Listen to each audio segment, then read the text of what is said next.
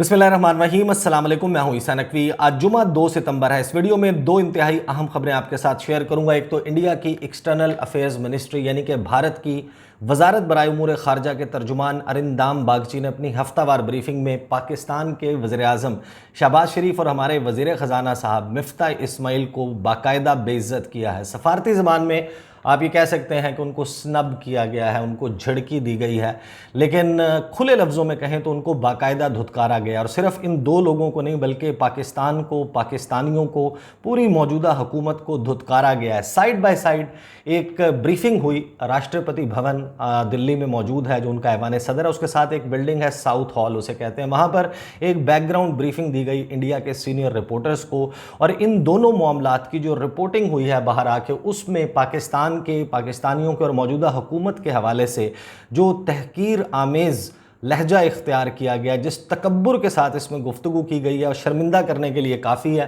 पता नहीं कोई शर्मिंदा होता है या नहीं। आपको मालूम है, मिसाल आपने सुनी होगी कि अगर बंदर के हाथ में माचिस आ जाए तो वो जंगल को आग लगा देता है। तो वो लोग जो बैठे हुए थे कि हम बहुत तजुर्बाकार हैं, हम आएंगे, मुल्की मामलात को संभाल लेंगे, हुकूमत में वो आ गए। दर्जन भर जमातें हैं तकरीबन जिन्होंने हुकूमत बनाई, लेकिन अभी तक ये डिटर्मिन नहीं किया जा सका कि वज़ीर ख़ारजा कौन है, ख़ारजा पॉलिसी किसने चलानी है। इंडिया जैसे अहम मुल्क जिसके साथ हमारे मामलात और ताल्लुकात इंतहाई हसास नौइयत के हैं, उसके हवाले से जो कलाबाजियाँ लगाई गई हैं उसका नतीजा हमारे सामने है। मामला शुरू कहाँ से होता है, और इसमें towards the end of the video मैं आपको बताऊंगा कि 4 बड़ी कलाबाजियाँ जो खारजा पॉलिसी में लगाई गई हैं अब तक, जिस पे यू टर्न हुआ है और पूरी दुनिया में एक जग हसाई भी है और एक नॉन सीरियसनेस, एक इंतहाई अहम सब्जेक्ट पर गैर संजीदगी नज़र आती है। वो आखिर में बात कर लेंगे।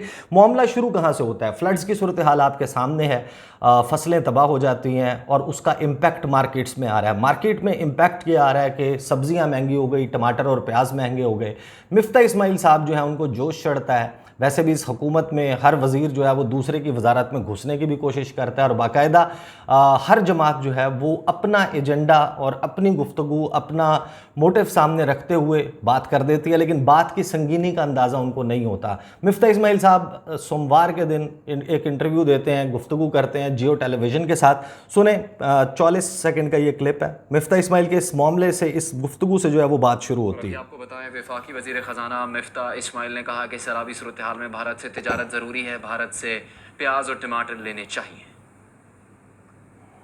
इस वक्त सैलाबी सूरत हाल में जहाँ पे 4 किलो टमाटर मिल रहा है और 300 रुपए 280 रुपए किलो प्याज मिल रही है, तो इस वक्त तो ये खोलना जरूरी मैं समझता हूँ है। मेरे ख्याल से इस वक्त हिंदुस्तान से भी टमाटर और प्याज अगर लेने तो ले लेना चाहिए, क्योंकि यहाँ पे कीमतें बहुत बढ़ गई हैं। मिनिस्टर से ही बात करूंगा, जो मैंने कॉमर्स मिनिस्टर से बात की है, मैंने दीगर और वज़राओं से बात की है, हम एक कंसेंसस इवॉल्व कर रहे हैं, फूड सिक्योरिटी वालों से बात करेंगे। इस तरह नहीं मतलब कि एक आध दिन मालूम करना पड़ेगा, हमें इंटरनेशनल एजेंसीज ने कहा है कि इसको आप खोल दें, हम वहां से लेकर आना चाहते हैं। अच्छा, मिफ्ताह भाई जो हैं ये जाहिर है कि एक बड़े सक्सेसफुल टॉफ़ियों का और चॉकलेटों का कारोबार करने वाले शख्स हैं, और शायद जो खारजा पॉलिसी और पाकिस्तान और इंडिया के ताल्लुकात हैं उनकी नज़ाकतों को नहीं समझते।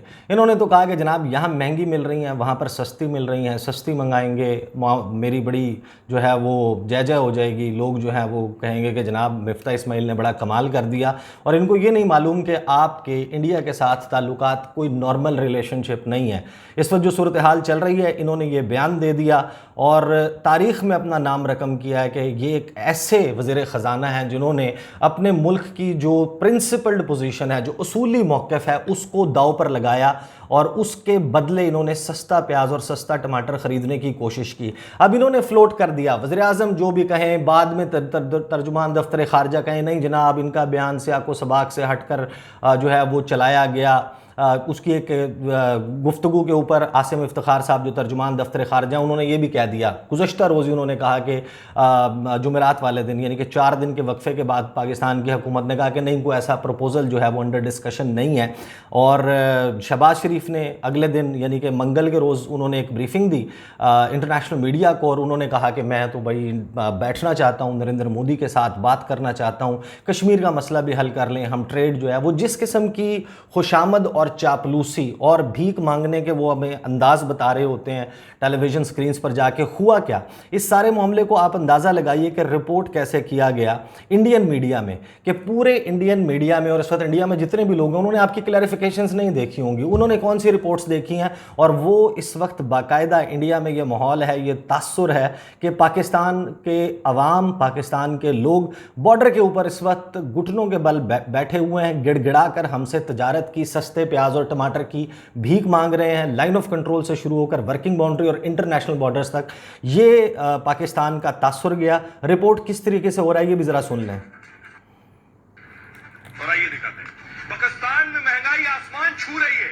इतनी महंगाई बढ़ गई है तो अब पाकिस्तान चाह रहा है कि भारत कुछ मदद कर दे तो शायद महंगाई कम हो जाए, लोगों के लिए कुछ खाने पीने की चीजें आ जाए। देखिए जरा, ये आप देख रहे हैं शहबाज शरीफ साहब के आगे ठेला लगा है सब्जी का, आगे आपको सब्जी दिखाई दे रही है और मदद प्रधानमंत्री मोदी से।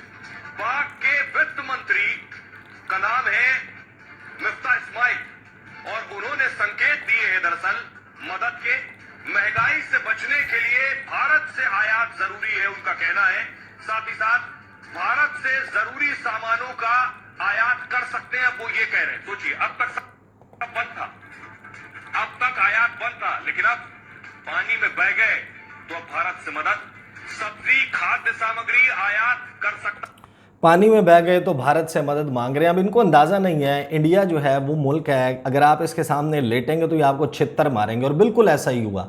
अरिंदाम बागची जो है इंडियन एक्सटर्नल अफेयर्स मिनिस्ट्री के तर्जुमान, उन्होंने ब्रीफिंग की और साउथ हॉल की जो ब्रीफिंग हुई है उसके बाद ये मेरे सामने मौजूद है रज़ाउल हसन लश्कर की खबर हिंदुस्तान टाइम्स में छपी और पूरे इंडियन मीडिया में बड़ा इसके बहुत ज़्यादा वायरल, बहुत ज़्यादा इसको शेयर किया जा रहा है, जिस किस्म की गुफ्तगू इसमें की गई है। और मेरा ख्याल है कि even as a spokesperson मुझे नहीं लगता कि उनको इस किस्म की गुफ्तगू इस तरीके से करनी चाहिए, क्योंकि सफारतकार जो है अमूमन बड़े लगे बंदे अंदाज में गुफ्तगू करते हैं। ये इसमें कुछ थोड़ा सा पॉलिटिकल टच जो है वो भी नज़र आता है। खबर हिंदुस्तान टाइम्स की है कि India is in no rush to resume India Pakistan trade ties feels onus with Islamabad के इंडिया ये कह रहा है कि हमें कोई जल्दी नहीं है पाकिस्तान के साथ तजारत को बहाल करने की। वो वक्त जिस वक्त हमारे वज़ीर ख़जाना जो हैं वो इस वक्त ये तासुर दे रहे हैं कि हम तो मर रहे हैं तजारत करने के लिए इंडिया से, प्याज और टमाटर सस्ते दामों ख़रीदने के लिए। वो कहते हैं कि हमें कोई जल्दी नहीं है और हम ये समझते हैं कि ये ज़िम्मेदारी इस्लामाबाद पर आयद होती है। नई दिल्ली डेडलाइन से खबर आगे सुनिए कि ज़िम्मेदारी इस तजारत को बहाल करने की इस्लामाबाद पर आयद होती है, जिसने अपने तौर पर यकतरफा तौर पर कमर्शियल टाइज़ को स्नैप कर दिया था, ख़त्म कर दिया था, मुनक़ता कर दी थी अपने तजारत 2019 में। People familiar with the matter said on Thursday, यानी कि ये जब आप कहते हैं ना people familiar with the matter, इसका मतलब ये होता है कि आपको बाकायदा एक बैकग्राउंड ब्रीफिंग दी गई है। उसमें ये कहा गया कि अब आप हमारा जो मौक़िफ़ है बग़ैर नाम लिए ये सामने रखें। उन्होंने कहा कि ये इस्लामाबाद की ज़िम्मेदारी है। आगे वो क्या कहते हैं, वो ये कहते हैं कि इस वक्त तक इंडिया ने कोई फ़ैसला नहीं किया कि असिस्टेंस की जाएगी पाकिस्तान को कोई भी इमदाद दी जाएगी, ये जो फ्लड्स की सूरत हाल आई है पाकिस्तान में, लेकिन हम कंसिडर करेंगे, हम गौर करेंगे अगर हमें दरख्वास्त दी जाती है जो बैनुल अक़वामी इमदाद करने वाले इदारे हैं उनकी जानिब से कि हम इंडिया के रास्ते, इंडिया की ज़मीन से, इंडिया के समंदरी रास्ते से पाकिस्तान को ये सब्ज़ियां सस्ते दामों भिजवाएं। इस इशू का आपको मालूम है, मैंने बैकग्राउंड बता दिया कि किस तरीके से ये सारा मामला मिफ्ता इस्माइल की गुफ्तगू के बाद सामने आया। शहबाज शरीफ ने जो है उसके बाद एक छोटी सी क्लैरिफिकेशन भी देने की, नॉट एग्जैक्टली क्लैरिफिकेशन, लेकिन उन्होंने उसको एक अलहदा से जो है वो ट्विस्ट दिया। उन्होंने कहा हाँ ट्रेड हम करना चाहते हैं, लेकिन देखें ना वो कश्मीर वाला मामला है, कश्मीर का मामला रिजॉल्व होगा तो फिर हम ट्रेड जो है वो तजारत कर सकते हैं। अब इस सारे मामले पर अरिंदाम बागची से सवाल होते हैं और उससे पहले वो एक और कोट जो है वो देते हैं कि जो कोट किया गया उन्हीं पीपल फेमिलियर विद मैटर उनकी तरफ से, और वो ये कहते हैं कि there have been all sorts of flip flops from the Pakistani sides on the issue of trade, कि तजारत की तरफ से पाकिस्तान की जानिब से बहुत कलाबाजियाँ लगाई जा रही हैं, यू टर्न्स लिए जा रहे हैं।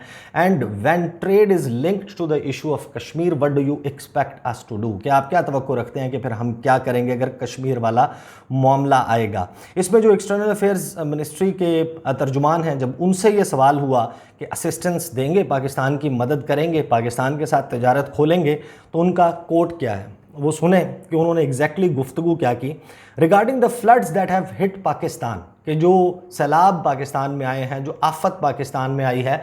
Prime minister Narendra Modi has shared his sadness at the devastation caused by the floods, कि वज़ीर-ए-आज़म नरेंद्र मोदी ने अपने तासुफ़ का, अपने अफसोस का इजहार किया है उस तबाही पर जो पाकिस्तान में हुई है। You have seen his comments, आपने उनके कमेंट्स देखे हैं।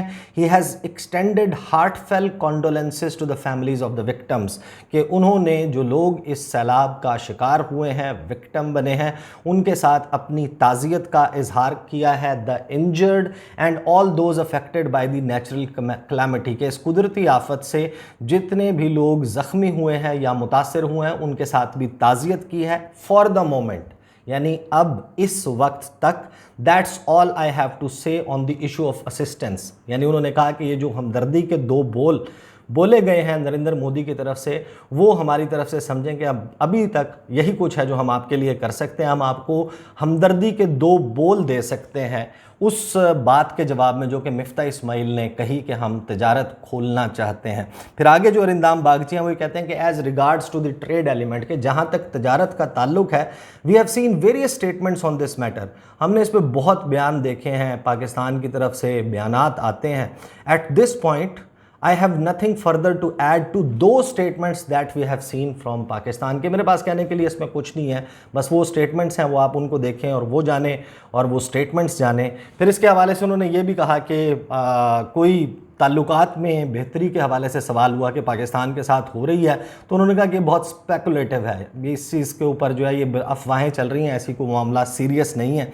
अब ये जो गुफ्तगू है और इसमें जो लहजा इख्तियार किया गया, आपको मालूम है कि वो जब ट्वीट आया था उस ट्वीट के जवाब में हमारे जो प्राइम मिनिस्टर साहब हैं उन्होंने एक जवाबी ट्वीट भी किया था। उन्होंने उसका बड़ा भरपूर किस्म का शुक्रिया अदा किया था और एक आम तासुर इस वक्त मौजूद है कि जो शंघाई ताउन तंजीम है उसके हवाले से खैर एक इंतहाई अहम खबर है, वो मैं आपके साथ आने वाले दिनों में शेयर करूँगा। जब हम शंघाई ताउन तंजीम के वस्त सितंबर में उसका इजलास होना है, उसमें क्या चल रहा है, किस किस्म की प्लानिंग और PR एक्सरसाइज, एक बड़ी कैंपेन जो है वो लॉन्च होने लगी है।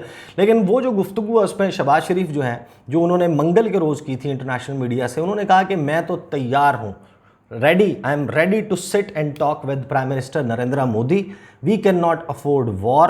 We will have to dedicate our meager resources for alleviating poverty in our respective countries, but we cannot live in peace without resolving these issues.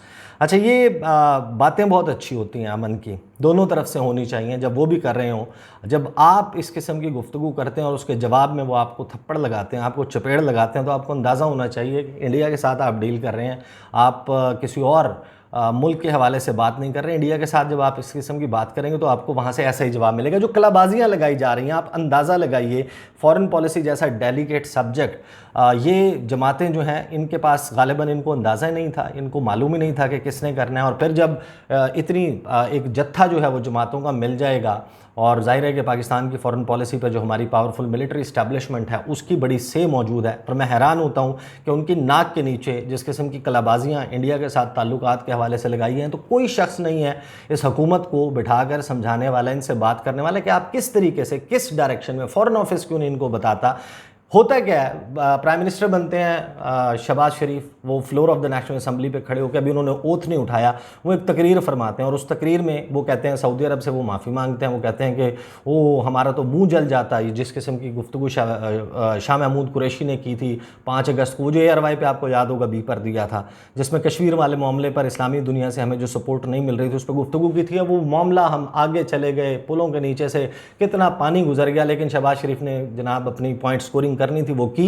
India के हवाले से भी उन्होंने गुफ्तगू की, ना उन्होंने ये आर्टिकल 370 की जो एब्रोगेशन की, जिस तरीके से यूनिलैटरल एक्शंस लिए 5 अगस्त 2019 के, उसका तज़किरा किया, ना उन्होंने जो इंडिया के जानिब से पाकिस्तान में दरअंदाजी की जाती है, दहशतगर्दी की जाती है, उस पर कोई बात की। उसके बाद जब नरेंद्र मोदी ने मुबारकबाद का ख़त लिखा, उसके जवाब में शहबाज शरीफ जो है उन्होंने बिल्कुल इसी तरीके से ना कश्मीर का वो उस तरीके से तज़किरा किया जो हमारी स्टेटेड पॉलिसी है इस रियासत की, ना वो गुफ्तगू की, ना इंडिया की दहशतगर्दी का मामला उठाया, हालांकि उन्होंने अपने ख़त में टेररिज्म की बात की थी।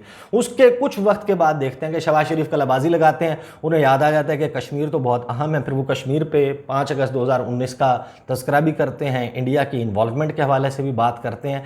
ये आपकी एक कलाबाजी, एक आपको फ्लिप फ्लॉप नज़र आता है। फिर सलीम मांडवी वाला साहब हैं। अब सलीम मांडवी वाला जो है वो, अब हर बंदा जो है वो अपने तौर पर इस हुकूमत में वज़ीर ख़ारजा बना हुआ है, वो इसराइल के हवाले से बयान दागते हैं। वो कहते हैं कि जनाब इसराइल जो है उसके साथ दुनिया के बहुत सारे ममालिक ताल्लुकात रखते हैं, बहुत से मुसलमान ममालिक भी रखते हैं, हमें अपना फ़ायदा देखना चाहिए, हमारा किसके साथ ट्रेड में फ़ायदा है, मुल्क को किसके साथ फ़ायदा होगा, अगर इसराइल के साथ ताल्लुकात में फ़ायदा तो कर लेने चाहिए। उसके बाद आपका तर्जुमान जो है दफ्तर ख़ारजा के आसिम इफ्तिखार, वो उसकी क्लैरिफिकेशन देते हैं, वहाँ से वजाहत आती है। ये आपकी जनाब कलाबाजियाँ लग रही हैं। Foreign minister Bilawal Bhutto Zardari institute of studies Islamabad में जाते हैं, वहाँ पर वो अपने ख्यालात का इजहार कर रहे हैं। वो इंडिया के साथ पाकिस्तान का मफाद हमें बताते हैं कि इंडिया के साथ जुड़ा हुआ है, पाकिस्तान का मुस्तकबिल इंडिया के साथ जुड़ा हुआ है। अगर उनके साथ हमारी तजारत ना हुई, हमारी जो तजारत का इन्हसार एक दूसरे के ऊपर नहीं हुआ इंडिया और पाकिस्तान का, तो बड़ा जो है वो नुकसान हो जाएगा। और फिर वो कहते हैं कि मैं बात करना चाहता हूँ इंडिया के एक्सटर्नल अफेयर्स मिनिस्टर से, मैं उनके साथ मुलाकात करना चाहता हूँ। वो ये गुफ्तगू करते हैं।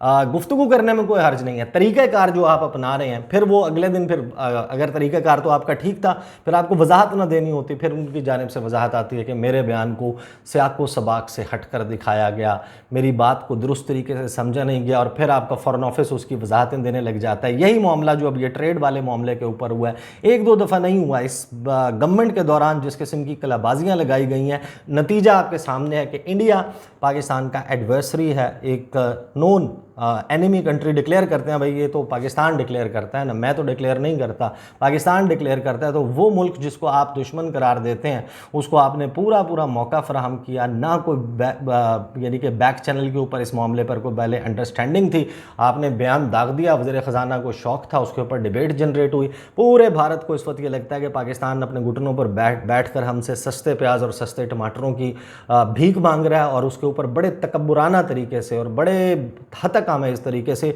उनकी वजारत ख़ारजा का तर्जुमान जो है, जो उसने गुफ्तगू की अरिंदाम बागची ने, वो आपने सुन ली। These are the details. अगली वीडियो में इंशाल्लाह एक बहुत ही अहम मौजू उस पर बात करेंगे। मुझे इजाज़त दीजिए। अल्लाह हाफ़िज़।